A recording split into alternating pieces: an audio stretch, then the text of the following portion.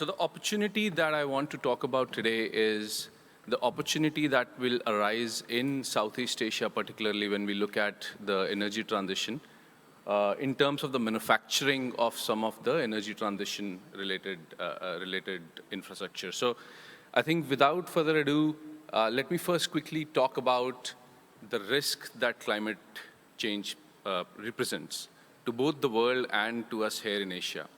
What you see here is that our assessment shows roughly 15% of global GDP could be at risk from climate transition.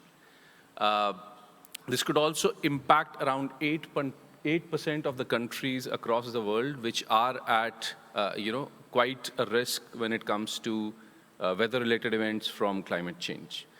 Now, when you look at Southeast Asia in particular, the risk is even higher. For us, there is approximately 30% of our GDP that could be impacted. So compared to an average country in the world, the risk for Southeast Asia is higher. In terms of the countries that might get impacted versus the 8% number that I mentioned for the world, the number is 50% for Southeast Asia. So half of the countries are very vulnerable to climate change. Now, while of course there is risk, there is also opportunities. We have done some research on this topic, and we believe that globally there could be up to $7 to $10 trillion worth of opportunity or sustainable revenue pools that could get created as the world moves forward with the energy transition. This could also create a lot of jobs. Just taking renewables as an example, we expect up to 30 million jobs that can be created globally. When you look at Southeast Asia, again, the opportunity is quite huge. We expect $160 to $200 billion worth of opportunity, annual revenue pool opportunity that could arise as a result of the energy transition. And if you look at an equivalent number for renewables, there could be up to 6 million jobs that can be created in Southeast Asia, right? So while there are risks, there are opportunities as well. And when we take this number of $160 to $200 billion worth of revenue pool and break it into the different technologies, we see that 2 of these technologies comprise more than half of these revenue pools. These 2 technologies are the low carbon mobility, so electric mobility in particular, and also clean power. And these are the 2 topics that we want to share in detail today around what could be these opportunities that will come out in this space, particularly in ASEAN and Southeast Asia. There are actually 3 opportunities which we believe are very real even today and will continue to become more and more important as we go forward. The first one is solar PV. Particularly if you look at the whole value chain, we see that in Southeast Asia, from all the way from polysilicon to cell and modular assembly, there is already activity happening in many Southeast Asian countries.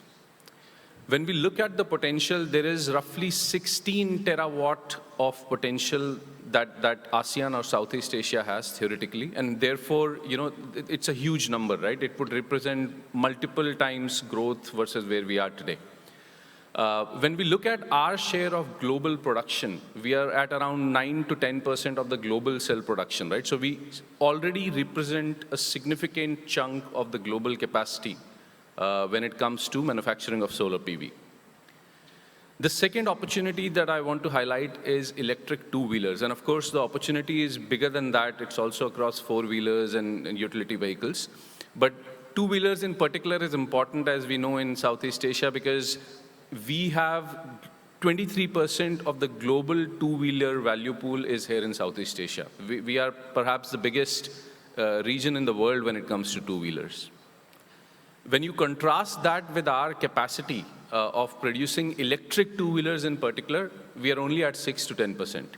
There is no reason why this number should be low, right? As the adoption of electric two-wheelers scales up in Southeast Asia, we do have the capabilities to establish the same value chain that we have for internal combustion engines to two-wheelers electric, and therefore create that opportunity in Southeast Asia to become the hub, not only to meet demand here, but also to serve the world.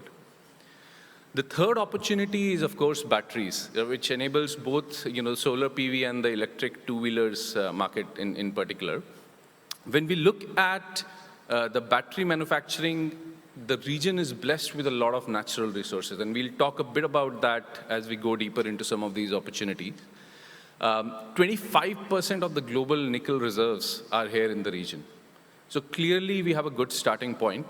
But when you look at the share of the battery that is currently being manufactured, less than 0.5%, right? So clearly there is a lot of room of, an opportunity for us to grow and not only meet the needs of the region, but also of the world. In terms of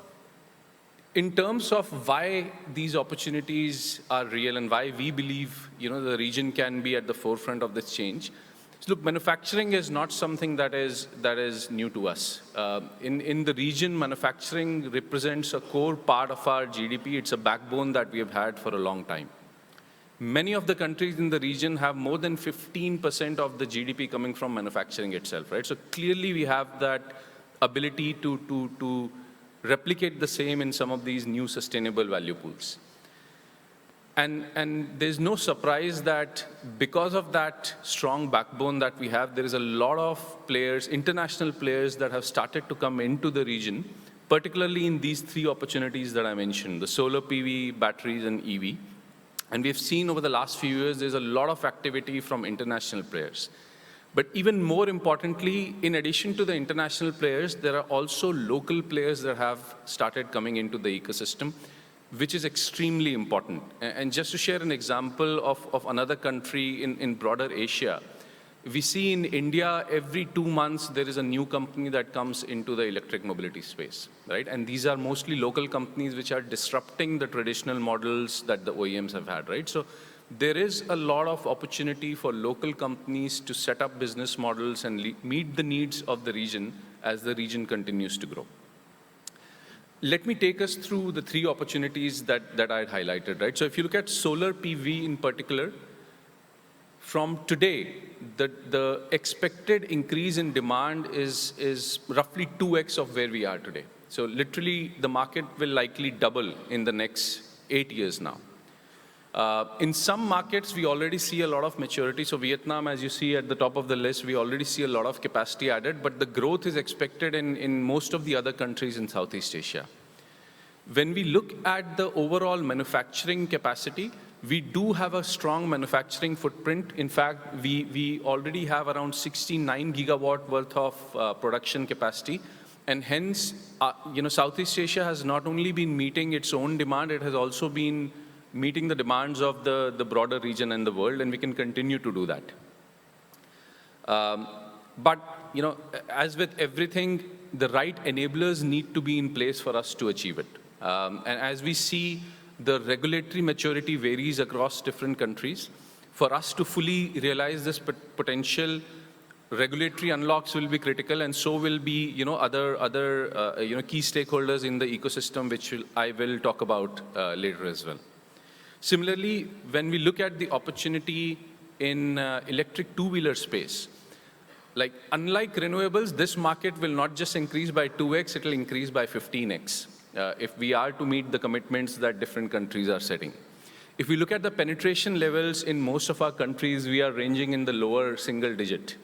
But the aspiration is to achieve much higher, right? The 2030 aspiration across most countries is ranging anywhere between 12-15% to all the way up to 23%. So quite a big shift is required in terms of us meeting the targets that different countries are setting.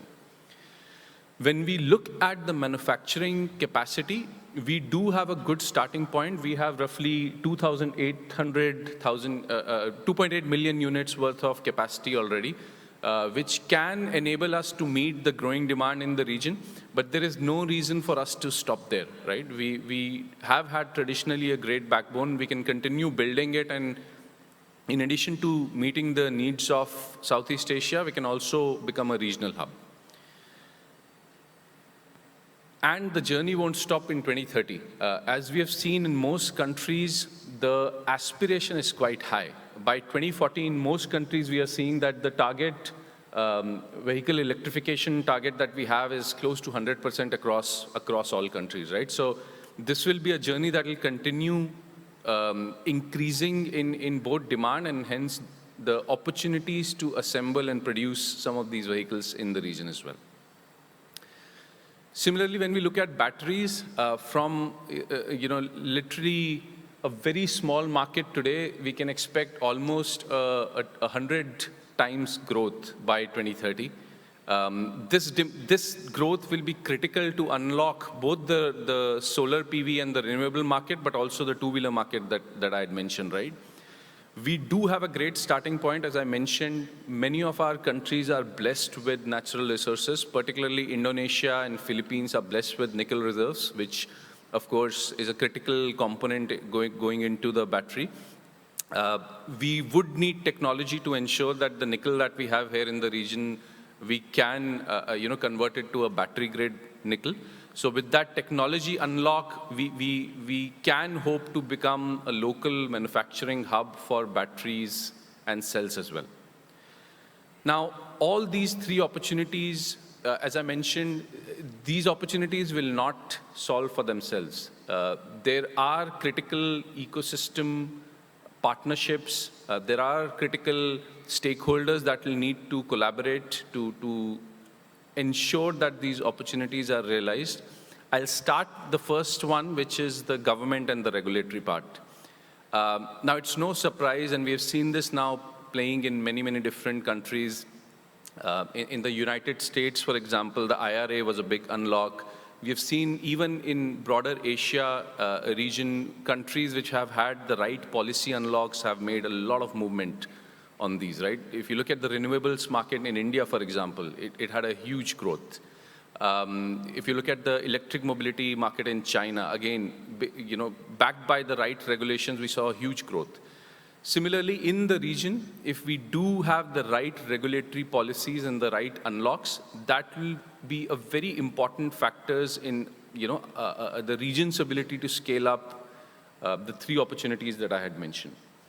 The second important element would be the industry. So as I mentioned, it's not just the international players who have been coming to the region, it's also some of the local industry that has started to come up with innovative business models in each of these domains. The role of the industry will continue to remain extremely important. The whole capital allocation into some of these new opportunities, making sure that the right that there is a transition from the existing manufacturing footprint that we have into some of the renewables, the e-mobility. That role is something that the industry will need to play and continue to play. The third important stakeholders would be the NGOs, the manufacturing associations, research institutes, and so on. Now, many of these technologies are new. And I mentioned an example already where the nickel that we have in the region, we would need technology unlocks to ensure that the nickel is battery grade. Similarly, there will be a need to convene the different stakeholders, and NGOs will need to play an important role in that. So bringing in the right technology, bringing in the research, convening the right stakeholders, that's a role that the NGOs and the institutions will need to play. And lastly, of course, the international, multilateral, and funding organizations. This will require a lot of funding, as we know. The funding, of course, some of it will come from the region, but to a major extent, it will also need funding from outside, particularly, funding at a cost of capital that will make some of these opportunities even more attractive. And hence, the role of funding will be critical. And hence, the funding organizations will continue to be critical as we look at these opportunities. So just to conclude, the opportunity is there. It's real. We are seeing it every day. The unlocks across the four set of stakeholders that we mentioned here will be critical to ensure that we tap into this opportunity and continue to be the backbone of manufacturing, just as we have been in some of the traditional technologies. Thank you, everyone. Huge appreciation to McKinsey, to Vishal, senior partner, Vishal Agarwal. This work, it's actually a nice segue, the puzzle, the jigsaw puzzle that was in the last slide. It kind of captures it all. We've been talking about climate as the big thing in this SEADS event. We have the GVC report coming out. Clearly, there's a lot of manufacturing there. One segment of that is the RE industry, huge potential. So the partnership that, that has led to what Vishal presented here is with ClimateWorks, with the SE for All, or Sustainable Energy for All, and Bloomberg Philanthropies and ADB, with McKinsey providing all the intellectual inputs and their analysis that Vishal just presented. Now, why did we go into this? It is because, there is obviously lots of action going on, but we need to bring it all together and to look at the potential in terms of what is out there, in terms of what has happened so far, and how can the RE part of the manufacturing industry, I think that's only one, probably a small part of the manufacturing puzzle. We need to look at a lot more. We need much more deep analytical insights. We need to dig deeper.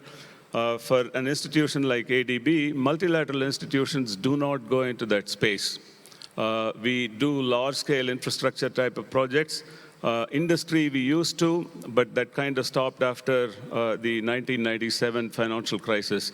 But there is so much potential here when we are looking at addressing the climate challenges. So we will now hear from the CEO of Sustainable Energy for All, Ms. Damilola Ogunbiyi. I think it's a recording that we are going to show. After that, it'll be my pleasure to request Rui Luo, who's representing ClimateWorks and Bloomberg Philanthropies. So can we hear from Damilola, please? Distinguished guests, it is my honor to speak with you today. I'd like to thank the Asian Development Bank for organizing this Southeast Asian Development Symposium. This region, with its rapidly growing population and booming economy, is expected to increase its energy demand in the years to come. While countries in this region would need to invest $27 billion annually to achieve the ASEAN renewable energy target of 23% clean energy by 2025.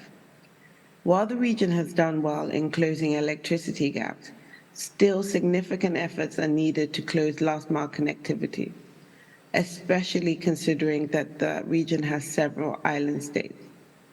Closing clean cooking access gaps remains a major challenge, affecting more than 200 million people in Southeast Asia. Ladies and gentlemen, the Southeast Asia region has a significant untapped renewable energy potential, particularly in solar, wind, hydro, and geothermal power. And a rapid scale-up of green investment in energy, transportation, and industrial sectors is anticipated, but must be nudged forward with the readiness to absorb and keep that investment in the region. Southeast Asia has a very strong existing manufacturing capabilities built over the last several decades to meet global demand. This presents a major opportunity for your nations to build the next generation of renewable energy manufacturing and industrial capabilities in order to meet both their local demand as well as play a central role in the regional supply chain. Strategic partnerships must therefore be formed to facilitate cooperation among ASEAN countries, to catalyze the growth of the renewable energy sector in this region through a coordinated approach and build up or scale up renewable energy manufacturing capabilities. To this end, the Asian Development Bank, Sustainable Energy for All, Bloomberg Philanthropies, and ClimateWorks Foundation are planning to partner with Southeast Asian countries to scale renewable energy manufacturing capabilities by strengthening a supportive policy and regulatory environment, reinforcing local manufacturing capacity, and building a regional supply chain which will help reduce the cost of renewable energy equipment and support economic growth and jobs in the region. We can ensure that Southeast Asia's development follows a sustainable trajectory while also creating local jobs and economic value for local communities. Promoting a just and clean energy transition in the region is essential if we are to meet our collective energy and climate goals. Thank you. Thanks so much, Damilola, and also to SE for All for the partnership. Now we'll hear from Rui Luo of ClimateWorks and representing Bloomberg as well. Thanks, everybody. So really happy to be here. Ray from the Global Energy Transition Initiative, ClimateWorks Foundation. But it's a philanthropy program with Bloomberg Philanthropies and ClimateWorks Foundation, which representing two philanthropic organizations here in the room. So as Ramesh, you mentioned earlier, there's a lot of practitioners and governments and intellectual academia and also philanthropies need to work together for this scaling up renewable energy manufacture in Southeast Asia. So if I may just hear what the McKinsey colleague present in the very sort of three high-level reflections, or maybe something for us together to explore in further. Some of which already mentioned several times since in the morning. But I think that's probably represents there's a direction of travel for us to working together. And the first one is definitely when the report, when the presentation mentioned, there are already international and domestic regional investment is ongoing for the renewable energy manufacturer job here. Probably for the policymakers and for the investors, really understand what could be do more, because that's essential. I think earlier point mentioned increasing domestic or regional demand, which can translate locally manufactured value chain. I think that's sort of something for us to explore together. Otherwise, I think the current status quo will continue. But however, we are just running against climate change, which means the local manufacturer, but the regional hub, and how that can supply for the renewable energy deployment goal is essential here. And also the solar cell, e-two-wheeler, and battery manufacturer is only part of manufacturer, which is based on the whole ecosystem in the region. So there's a lot of whole of government approach and also working with industry to develop further. So down the road, really would like to hear a lot of industry views. What did that take to scaling up and do more? What's your recommendation for governments and for other players to working on that market? And second point is really about the people. We mentioned about the job. I think that's essential. That's where the policymaker are looking at job creation, economic prosperity. But because of its industrialization or advanced value chain, which means there might be some part of the job workforce we're not foreseeing, we're not have in this region. So I think that's more important for companies and government to working ahead of time to prepare that job workforce. And also essentially, what kind of job and the workforce that were not unknown. I think it's important for us to think early. So lastly, talk about throughout the day, I hear the partnership. Damilola mentioned about the partnership within the region, but also I also want to address the partnership across the region, across the country. ASEAN +3, ASEAN with the G7, I think within different forums, G20, Clean Energy Ministerial, and other forums, there's an exchange between the industry, exchange between governments.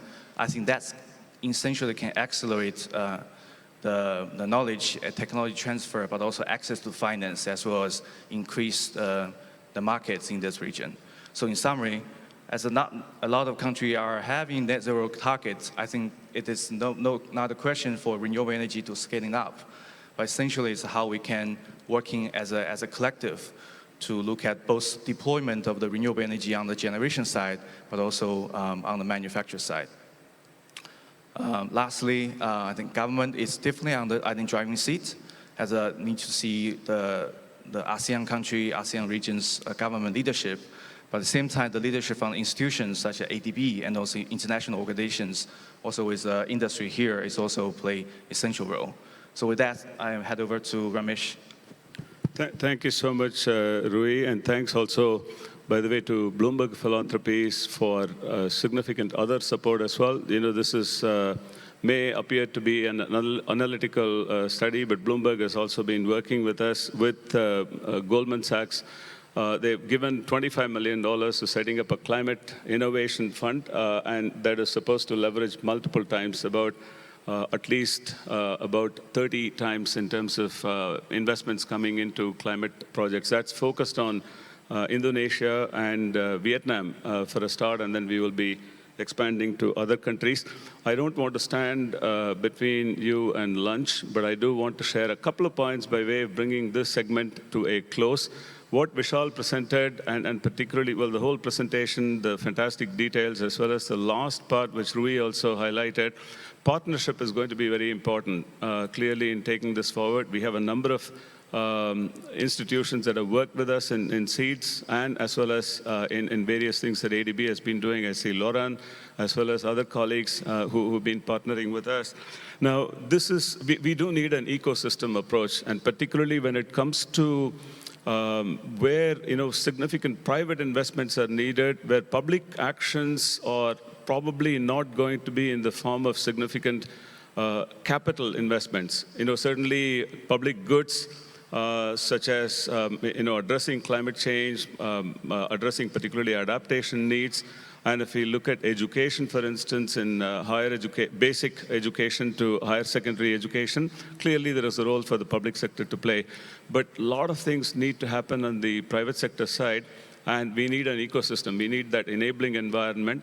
So what we are hoping is that this first important step that we have taken in partnership with SE for All, with Bloomberg and ClimateWorks, McKinsey, we need to deepen our understanding of what is going on. What does the private sector need?